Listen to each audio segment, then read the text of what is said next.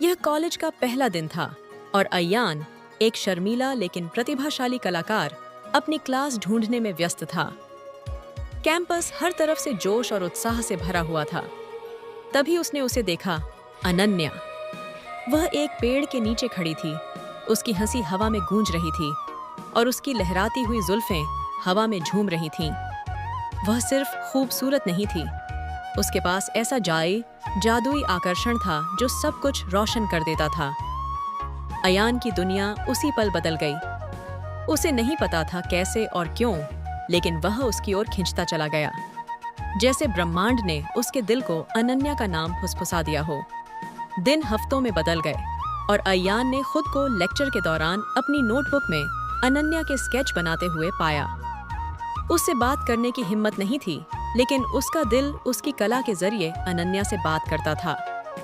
हर pencil stroke उसकी भावनाओं का मूक इजहार था। एक दिन कॉलेज के सांस्कृतिक उत्सव के दौरान अनन्या ने मंच पर एक मधुर गीत गाया। उसकी आवाज जादू थी और अयान की नजरें उस पर टिकी रहीं। जब उसने गाना खत्म किया, भीड़ तालियों से गूंज उठी, लेकिन अयान बस वहीं खड़ा रह गया, जैसे उसकी आवाज ने उसे मंत्रमुग्ध कर दिया हो। उसी शाम किस्मत ने दखल दिया। अनन्या आर्ट एग्जीबिशन में अयान से टकरा गई।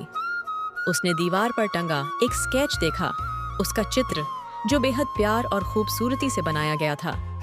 उसने पलट कर देखा, अयान पास खड़ा था। उसका चेहरा शर्म से लाल हो रहा था।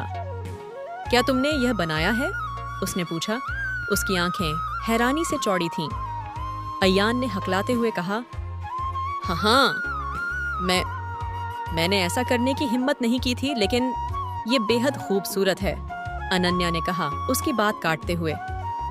तुमने मुझे उस नजर से देखा है जिससे मैंने कभी खुद को नहीं देखा। धन्यवाद। यह पल उनके रिश्ते की शुरुआत थी। वे एक दूसरे के साथ समय बिताने लगे, कला, संगीत और अपने सपनों के बारे में बात करते हुए। अयान ने जाना कि अनन्या हमेशा दुनिया घूमना चाहती थी, बारी आई थी है, और मुझसे और अनन्या ने सीखा कि अयान की कला गया वह भाषा थी जिससे वह अपनी भावनाओं को व्यक्त करता था। उनका रिश्ता हर साझा हंसी और चोरी छिपे देखे गए पलों के साथ मजबूत होता गया। अनन्या ने अयान के स्केच से प्रेरित होकर गाने बनाए और अयान ने उसकी धुनों से प्रेरित होकर पेंटिंग्स बनाई। एक बरसात की शाम जब वे लाइब्रेरी से लौट रहे थे, तो उन्होंने एक छोटे से कैफे की छत के नीचे पनाह ली। बारिश की बौछारों के बीच अयान ने आखिरकार हिम्मत जुटाई। अनन्या, उसने शुरू किया। उसकी आवाज कांप रही थी। मैं हमेशा कला के जरिए खुद को बेहतर व्यक्त कर पाता हूँ, लेकिन आज मुझे शब्दों की जरूरत है।